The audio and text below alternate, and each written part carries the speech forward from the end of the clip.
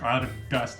How's it going, humans? On this episode of YouTube, we are refinishing a box that should have hinges attached, and it shouldn't have wax stands. We're gonna give this jewelry box a little love and bring it back to what it once was. Some dental floss. So the first step in this process is to remove this lovely nameplate, which I believe is just double-sided taped on. Now, I don't know where I heard this or saw this or thought this might work, but, you know, dental floss, right? You should just cut through that like butter. Oh no! Oh, I need stronger dental floss. Let's see if one of these will work.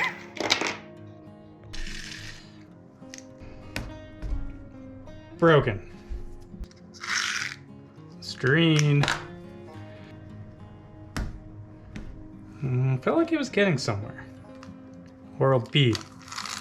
Ooh, it's minty. Okay. Those aren't working. Sewing thread.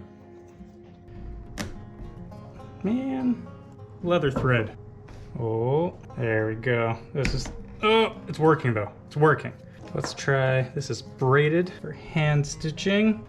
Oh, we're almost there. Oh, we got this. Nice and slow. Oh, we're not giving up. Not giving up. It's gonna work. Nice and slow back and forth. That's the ticket. Look at this. Look at it. Look at it. Bonk. Forget the floss. Sewing thread.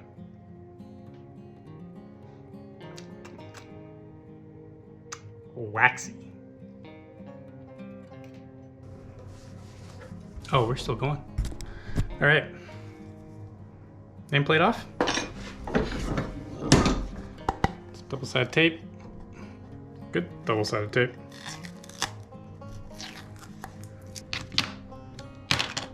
Put away all the dental floss. So with the nameplate successfully removed, the next thing to do was pull off these old hinges. Oh no. Oh no, where did it go? We heard it. There it is. Ha, ha, ha, ha, ha. So with all the hinges and screws safely stored away, it was time for Herbert to get to work, and yeah, sanding. I'm sorry.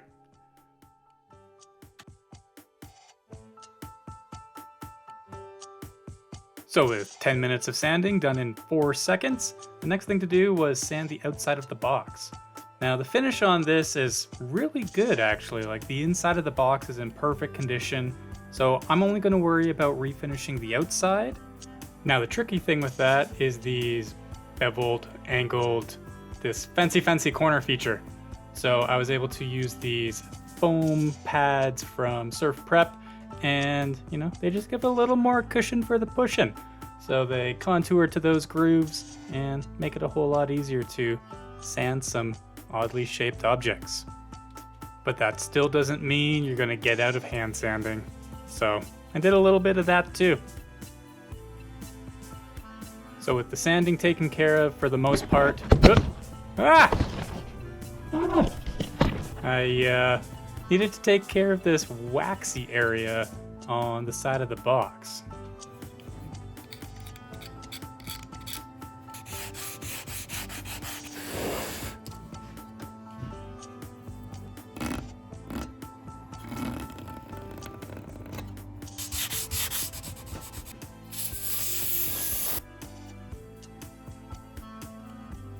So with the last of the sanding taken care of on the outside of the box and it properly blown off, the next thing to do is get our finish reapplied. You guys know how to make a paintbrush out of these? Fold, we'll do like a double fold. Fold, fold. Paintbrush. So with a solid coat of wipe-on poly applied to all sides and the bottom, I could then apply a coat to the top of the box and let it all dry.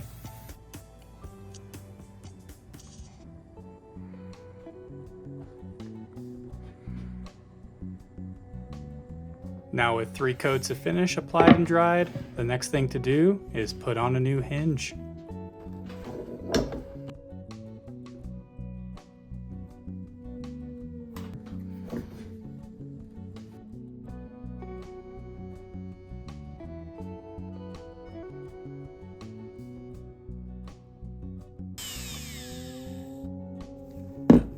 And that, folks, is why you wear safety glasses.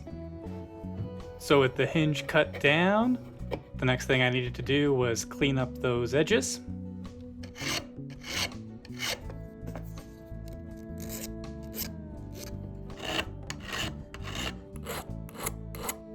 So with the center of the box marked, I put some double-sided tape onto the hinge.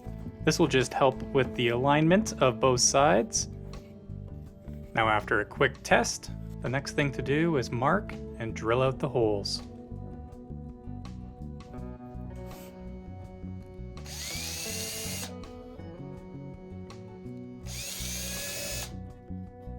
Now I am using some shorter screws for the base because that's as deep as they can go without punching through. And I'm going to use some longer ones on the lid. Uh-oh. So with the screws installed and the lid securely fastened again,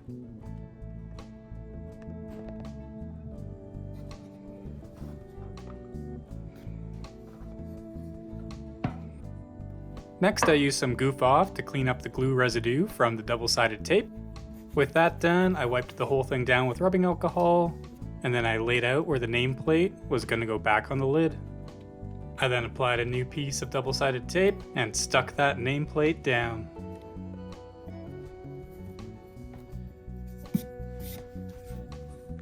Now the last thing to do was add some cork feet to the bottom of the box. These weren't on it originally. I just feel it's a little bit nicer if it's on a dresser or a nightstand or somewhere that you just have some protection.